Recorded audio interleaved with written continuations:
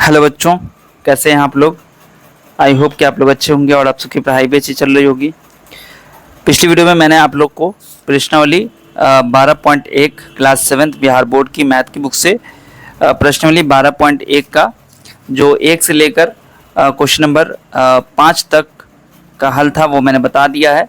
ठीक है, उम्मीद करता हूँ कि आपने वो वीडियो देख लिया होगा। 2 वीडियो मैंने समझाया है, ये तीसरी वीडियो है और इसमें अभी हम लोग 6 नंबर प्रॉब्लम के आगे सॉल्व करेंगे। ठीक है, 6 नंबर क्वेश्चन में क्या कहते हैं, निम्नलिखित परिमेय संख्या को संख्या रेखा पर निरूपित करें।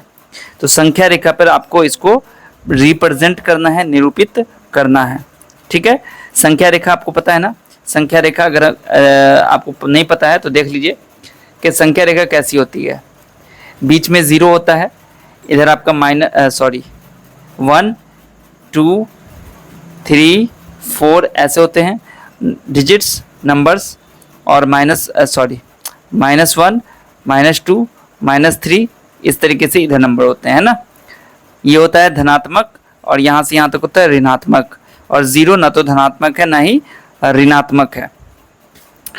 तो हमें क्या करना है, ये परिमेय संख्याएं जो दी गई हैं इसको यहाँ पे निरूपित करना है।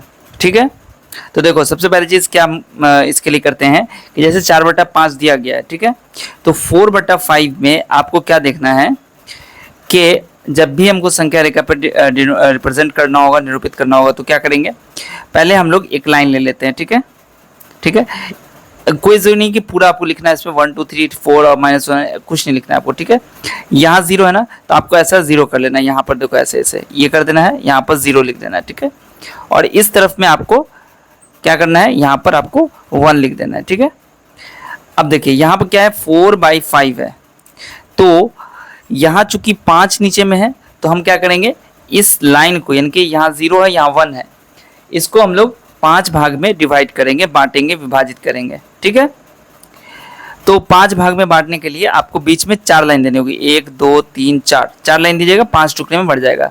तो आपको क्या करना होगा कि थोड़ा ध्यान से इसको लाइन खींचना होता है, क्योंकि आपको क्या करना है कि बराबर बराबर होना चाहिए। ऐसा नहीं कि एक यहाँ पे दे दिया, एक यहाँ पे दे दिया, एक्सेट्रा, ऐसे नहीं, अपने हिसाब से आपको बराबर रखना है। ठीक है, ऐसा भी नहीं कि आप स्केल से कीजिए तो उसमें ज़्यादा टाइम लगेगा। देखो अगर हम मान लो इतना बड़ा टुकड़ा लेते हैं, 1 2 3 4 और ये 5, तो 1 2 3 4 5 टुकड़ा हो गया। ठीक है, अब इसमें क्या करना है, 4/5 में 5 टुकड़ा तो मैंने कर दिया। अब यहाँ क्या लिखा हुआ है ऊपर में 4, तो आपको देखो करना क्या है, 1 2 3 4, ये जो आपका है ना ये वाला, इसमें आपको यहाँ पर लिख देना 4/5। ठीक है, अगर आपसे कहता है 1/5 लिखने के लिए तो आप क्या करते, 1/5 यहाँ लिख देते, 2/5 3/5 4/5 और 5/5 यानी कि 5/5 मतलब 1। तो इस तरीके से हम लोग यहाँ पे क्या करते हैं, रिप्रेजेंट इसी तरीके से करते हैं। आई होप कि आपको समझ में आ गया होगा। ठीक है, अगर कोई दिक्कत है तो आप मुझे बता सकते हैं कमेंट सेक्शन में। ठीक है, क्योंकि जो बच्चों के डाउट होते हैं वो मैं कमेंट सेक्शन में देखता हूँ और उसके हिसाब से अगली वीडियो में बात करता हूँ। ठीक है, या नहीं तो आप मेरे इंस्टाग्राम पर फॉलो कर लीजिए, फेसबुक को फॉलो कर लीजिए, और वहाँ पर भी आप मुझसे सवाल पूछ सकते हैं, जो भी आपको वीडियो से रिलेटेड डाउट होगा। ठीक है, चलिए तो अब यहाँ पर चलते हैं हम लोग नेक्स्ट क्वेश्चन पे। यहाँ कहता है -4/5, यही चीज़ है बट माइनस में करना है। तो आप करेंगे क्या, अब मुझे इधर वाले से कोई मतलब नहीं रखना है, अब हमें इधर वाले से मतलब रखना है। मतलब कि हम लोग क्या करेंगे, फिर से एक लाइन ऐसे खींचेंगे और यहाँ पे इधर 0 रखेंगे। ठीक है, इधर 0 रखेंगे और उसके बाद क्या करेंगे, यहाँ पर रखेंगे इधर में लाके यहाँ पर हम दे देंगे इसको -1। ठीक है, अब क्या हो जाएगा, देखो चूंकि -4/5 है मतलब 5 है नीचे में, तो हम लोग क्या करेंगे, देखो 1 2 3 4 5 टुकड़े बढ़ गया, 1 2 3 4 5 टुकड़ा हो गया। अब इसमें देखो -4 कहाँ से आ जाएगा, देखो 1 2 3 4, तो ये हो जाएगा -4/5। चूंकि हमने ऋणात्मक संख्याओं की तरफ ही वाला लिया हिस्सा, तो इसलिए माइनस लगाना आपको है और यहाँ भी माइनस लगेगा। ठीक है, बात समझ में आ गई। चलिए क्वेश्चन नंबर 3 में 5/8, यहाँ भी सेम काम करेंगे। अब यहाँ पे देखो क्या करना होगा, इधर में आपको, यहाँ पे तो आपको देखो धनात्मक है ना, तो 0 इधर रखना होगा और इधर आपको 1 रख लेना है। ठीक है, और यहाँ 8 है ना, तो 8 भाग में इसको बांट देना है। कैसे करेंगे, तो देखिए 1 2 3 4 5 6 और यहाँ पे देखो 7। ठीक है। तो हम यहाँ पे ले लेंगे, ठीक है। बराबर होना चाहिए, ज्यादा ये नहीं कि एकदम एग्जैक्ट बराबर, लेकिन आपको पता चलना चाहिए कि हाँ भाई ये चलो बराबर है। थोड़ा बहुत अगर बराबर नहीं भी होगा तो चलेगा, ठीक है। 5/8। अब यहाँ पे देखो ये आपका 1 है, नीचे में 8 लिखा हुआ था, हमने 8 टुकड़ा कर दिया। अब 5 ऊपर में लिखा हुआ है, मतलब 1 2 3 4 5, यहाँ पे देखो 5 आ गया, तो यहाँ पे लिख देंगे 5/8। आई होप कि आपको समझ में आ गया होगा, ठीक है। अब इसके बाद जो आपका क्वेश्चन है, इसमें -8/3 करना है, ठीक है। तो इसको कैसे करेंगे, देखो फिर से ऋणात्मक आ गया ना, तो जब ऋणात्मक संख्या आएगी तो क्या करेंगे, इधर 0 रखेंगे, ठीक है, यहाँ पर 0 रखेंगे। और एक चीज देखिए, यहाँ पर क्या है, जो पिछला क्वेश्चन आप लोगों ने बनाया उसमें क्या किया कि ऊपर में अंश छोटा और हर बड़ा, यहाँ भी अंश छोटा है और हर बड़ा, यहाँ भी अंश छोटा है और हर बड़ा है। लेकिन यहाँ पे क्या हो गया कि अंश छोटा हो गया और हर बड़ा, सॉरी यहाँ पे देखो यहाँ तो देखो कि अगर इसकी वैल्यू तो -8 जो है वो 3 से छोटी है, लेकिन आपको देखना क्या है कि यहाँ पर सिर्फ 8 को देखना, माइनस को अभी नहीं देखना है। यहाँ 8 है, यहाँ 3 है, तो 8 ऊपर में अंश बड़ा हो गया और नीचे में हर छोटा हो गया। तो आपको करना क्या होगा कि 8 को 3 से भाग लगाना होगा, ठीक है। तो 3 दूनी 6, मतलब 2 बचा, तो -8/3 को हम लोग लिख सकते हैं -2, और यानी कि मिश्र भिन्न में, इसको मिश्रित भिन्न में चेंज कर देना है, आपको मिक्स्ड फ्रैक्शन में चेंज कर देना है, ठीक है। तो इस तरीके से क्या हो गया, यहाँ पर -2 होल में आ गया पूर्णांक, और यहाँ पे 2/3 हो गया। तो अब करना क्या, आपको देखो यहाँ पर -2 है ना, तो आपको -2 के बाद क्या आता है, -3। तो आपको क्या करना है कि देखो यहाँ से एक लाइन ले लोगे ऐसे, और पहले क्या करते थे 0 से यहाँ पर 1 रख देते थे, लेकिन अब क्या करना है, -2 है ना, तो -3, और अगर -3 होता तो हम कितना लेते, -4। तो चूंकि यहाँ पर -2 है तो हम ले रहे हैं -3। तो क्या करेंगे, थोड़ा बड़ा करके लेना है आपको, 1 यानी कि -1 -2 और -3 ऐसे लिख लेना है, ठीक है। पहले हम लोग -1 लिख रहे थे ना, तो ये कब करना है आपको, इस तरीके से जब आपका यहाँ पे देखो कि 8 यानी कि बड़ा हो जाए ऊपर में, नीचे में छोटा हो, तब ये काम करना है, यानी कि उसको मिश्र में हम चेंज कर सकते हो, ठीक है, मिक्स फ्रैक्शन में। तो अब करना क्या होगा, हमें शो करना है -2 पूर्णांक 2/3। तो -2 तो ये हो गया, लेकिन 2/3 कैसे लाएंगे, तो देखो 3 यहाँ नीचे में है, तो 1 2 3, 1 2 3 भाग में हो गया। अब इसका दूसरा भाग कहाँ है, 1 2, दूसरा भाग ये हो गया। तो यही जो आपका है ना, ये वाला पॉइंट, यानी कि ये आपका क्या हो गया, -2 पूर्णांक 2/3, यही आंसर हो गया आपका, ठीक है। मतलब इसी तरीके से आपको सॉल्व करना है। इसके बाद जो दूसरा, इसका जो नेक्स्ट पार्ट है, यानी कि 5वां क्वेश्चन, इसमें तो आपको देखो यहाँ पर लिख ही दिया है -2 एंड 1/2। तो आपको करना क्या, -2 है ना, तो -2 मतलब -3 वाला, 3 तक आपको लेना होगा, -1 -2 -3 है ना, और 1/2 है। तो अब क्या करेंगे, देखो इसी में हम बना देते हैं, इसको हटा देते हैं, और यहाँ पर करेंगे क्या, देखो इस तरीके से ये लाइन थी हमारी, ठीक है। अब चूंकि क्या है, -2 और 1/2 इधर होल में, मतलब ये आपका कितना हो गया, पूर्णांक -2 पूर्णांक 1/2, तो -2 तो यहाँ आ गया। अब 1/2 में क्या करना है, 2 यहाँ पर है, तो इसको 2 भाग कर देना है, 1 2, 2 में से ये 1 भाग हो गया, तो यहाँ पर लिख देना आपको -2 पूर्णांक 1/2, यानी कि यही आपका हो गया, ठीक है। तो इस तरीके से आपको संख्या रेखा पर डिनोट करना था, ठीक है। इसके बाद जो आपका 7वां क्वेश्चन है, देखो 7वां क्वेश्चन कहता है सरलतम रूप में लिखना है। तो सरलतम रूप में कैसे करते हैं, मतलब काटना, आपको काटना आता होगा ना, उसी को सरलतम रूप में कहते हैं, सरलतम रूप कहते हैं, सिंपलेस्ट फॉर्म इंग्लिश में कहते हैं।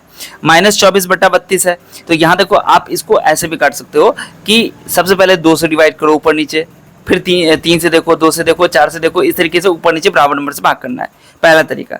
तो जैसे मान लो सपोज एक एग्जाम्पल हम देते हैं, 2 से कट रहा है तो 12 दूनी 24 और 16 दूनी 32, फिर 2 से कट रहा है 6 दूनी 12, 8 दूनी 16, फिर 2 से कट रहा है 2 दूनी 3 दूनी 6, 4 दूनी 8, लेकिन यहाँ माइनस है ना, तो आपको यहाँ भी माइनस लगाना है, यहाँ भी माइनस लगाना है, यहाँ भी माइनस लगाना है। तो देखो -3/4 आ गया है ना। लेकिन अगर हम चाहें तो इसको ऐसे बना सकते हैं, -24 है बाई 32 है, तो हम देख रहे हैं कि दोनों जो है ना 3 4 के टेबल में दोनों आ रहा है, ठीक है, और 8 के टेबल में भी आ रहा है। मतलब सबसे बड़ा आपको देखना है किसके टेबल में आ रहा है, सबसे बड़ा देखो 2 के टेबल में भी आ रहा था, 4 के टेबल में भी आ रहा था, और 8 के टेबल में, तो हम 8 वाला पहले लेंगे, ठीक है। 8 के टेबल में आ रहा है ना, तो 8 3 24, 8 चौका 32, मतलब -3/4 हो गया, ठीक है। तो इसी तरीके से आपको बनाना है। अगर आपको कंफ्यूजन हो या नहीं समझ में आए कि कौन से नंबर से काटें, तो आप इस तरीके से कर सकते हो, या नहीं तो आप ऐसे भी कर सकते हो कि 24 और 32 का एलसीएम निकाल लो, सॉरी एचसीएफ, 24 और 32 का एचसीएफ निकाल लोगे, 24 का 24 आ जाएगा, 8 3 24, देखो कितना आ गया, 8 आ गया ना, मतलब हम 8 से ऊपर नीचे भाग लगाएंगे, ठीक है, समझ में आ गया। इसके बाद आपका है दूसरा में -55 11/22। ठीक है, तो यहाँ पे देखो 11 के टेबल में दोनों आ रहा है, 11 5 55, 11 दूनी 22, तो ये हो गया -5/2। तीसरा में क्या है, -45/72। तो देखो 9 के टेबल में दोनों आ रहे हैं, 9 5 45, 9 8 72। ठीक है, -5/8, यानी कि ऊपर नीचे में क्या कर रहे हैं, बराबर नंबर से डिवाइड लगा रहे हैं। जो ऊपर में जितना से लगाएंगे उतना ही नीचे से लगाएंगे, इसी को कहते हैं काटना। -4/-5, माइनस माइनस तो कैंसिल हो जाएगा। और ये 4 और 5 क्या हो गया, ये लगातार नंबर हो गया, क्रम यानी कि लगातार मतलब कंसेक्यूटिव हो गया। ठीक है, तो यहाँ 4 और 5 किसी नंबर से नहीं कटेगा दोनों, तो इसलिए हम लोग इसको 4/5 ही लिख देंगे। ठीक है, उसके बाद पांचवा में देखो क्या है, 5/-4, तो यहाँ पर सिंपल से लिख देंगे -5/4। बस, इसमें आपको कोई दिक्कत नहीं होनी चाहिए। ठीक है, इसी तरीके से आपको बनाना है। ठीक है, चलिए आप इसको सिंपल -5/4 भी लिख सकते हैं, इसको आप -5/-4 भी लिख सकते हैं, या फिर आप इसको ऐसे भी लिख सकते हैं। ठीक है, सब आपका सही है। ठीक है, चलिए अगला क्वेश्चन देखते हैं। देखो बच्चों, अगला क्वेश्चन कहता है कि आपको साइन लगाना है आपको इस तरीके से, इस तरीके से, इस तरीके से, मतलब बड़ा छोटा है, ठीक है, और बराबर का चिन्ह। ठीक है, तो क्या करेंगे, देखो यहाँ पर पहले -5/4 है और इसमें बॉक्स दिया हुआ है और 2/5 दिया हुआ है। तो मैं आपको शॉर्टकट तरीका बताता हूँ, और जो एक तरीका और है इसका, वो मैं आपको अगली वीडियो में समझाऊंगा। इस क्वेश्चन को जब समझाएंगे तो आपको इसमें ये समझ में आ जाएगा। ठीक है, अभी शॉर्टकट ये कैसे करेंगे, देखो 5 को 5 से गुना करो, कितना आएगा, -25। 4 को 2 से गुना करो, कितना आएगा, 8। दोनों में कौन बड़ा है, ये बड़ा है ना, तो आप इधर ये लगा दो, बस ये काम करना है आपको। उसके बाद देखो दूसरा, इसके बाद कौन है, 2/7, यहाँ बॉक्स है, यहाँ -4 है, यहाँ पे 5 है। तो देखो 5 दूनी 10 और 7 चौका 28, इनके 10 ये हो गया, 7 चौका 28, -28 ये हो गया। दोनों में बड़ा कौन है, ये बड़ा हो गया। ठीक है, और ऐसे भी देख सकते हो ना कि ये आपका ऋणात्मक है, ये आपका धनात्मक है, तो धनात्मक हमेशा ऋणात्मक से बड़ा होता है। अब लेकिन यहाँ पे तो मसला हो जाएगा सर, क्योंकि यहाँ पे देखो क्या है, दोनों माइनस आ गया, दोनों माइनस आ गया, तो क्या करेंगे, ये तो धनात्मक हो गया, ये भी धनात्मक, तो अब क्या करेंगे, 2 चौका 8, मतलब -8 हो गया और -7 हो गया। दोनों में कौन बड़ा है, तो दोनों में ये बड़ा है, मतलब यहाँ पर आपको ये वाला चिन्ह लगा देना है। ठीक है, चलिए उसके बाद आते हैं चौथा क्वेश्चन, -8/11 है, और यहाँ पर क्या है, बॉक्स है, और इधर क्या है, -24/33 है। तो वही काम करना है, 33 को 8 से गुना कीजिए, 8 × 24, 8 × 24 तो 26, ये अलग में आपको करना है। ठीक है, यहाँ माइनस हो गया, और 11 को 4 से गुना करेंगे 44, 11 22 4 26, यानी कि ये भी माइनस में आ गया, दोनों बराबर हो गया, मतलब यहाँ पर हम बराबर लगा देंगे। ठीक है, चलिए इसके बाद आपका जो अगला क्वेश्चन है वो है -3/8 और -5/8। यहाँ तो कोई चक्कर ही नहीं, यहाँ दोनों नीचे बराबर हो गया, तो बस आपको ऊपर में देखना है कौन बड़ा है कौन छोटा है, तो -3 बड़ा है, तो इसलिए हम लोग यहाँ पे ही लगा देंगे। इसके बाद है 1/2 और यहाँ है आपका बॉक्स और -1/2। अब इसमें देखो मैंने आपको बताया था ना कि ऊपर करो या नीचे करो। ठीक है, माइनस ऊपर में लगा दो या नीचे में लगा दो या इस साइड में लगा दो, बात एक ही है। तो यहाँ पर 1/2, यहाँ पे 1/2, दोनों माइनस में, यानी कि दोनों बराबर हो गया। ठीक है, तो उम्मीद करता हूँ कि आपको मैंने जो समझाया अभी वो अच्छे समझ में आ गया होगा। ठीक है, और वीडियो भी ज़्यादा लंबी हो रही है, तो इसलिए अब नेक्स्ट क्वेश्चन जो हम लोग करेंगे उसको अगली वीडियो में करेंगे, क्वेश्चन नंबर 9, 10। ठीक है, चलिए इस वीडियो को आप लाइक कर दीजिएगा, शेयर कर दीजिएगा अपने सभी दोस्तों के साथ, जितना ज़्यादा से ज़्यादा हो। ठीक है, और अगर आपने फेसबुक पर अभी मुझे फॉलो नहीं किया तो हमारे फेसबुक पेज को फॉलो कर लीजिए। ठीक है, उस पर भी आपको वीडियोस देखने को मिलेगी और इंटरेस्टिंग वीडियोस अगर आप चाहेंगे तो आपको मिलती रहेगी। ठीक है, चलिए मिलता हूँ फिर आपसे अगली वीडियो में, तब तक आप सब अपना ध्यान रखिए। वीडियो देखने के लिए आप सभी बच्चों का बहुत बहुत शुक्रिया।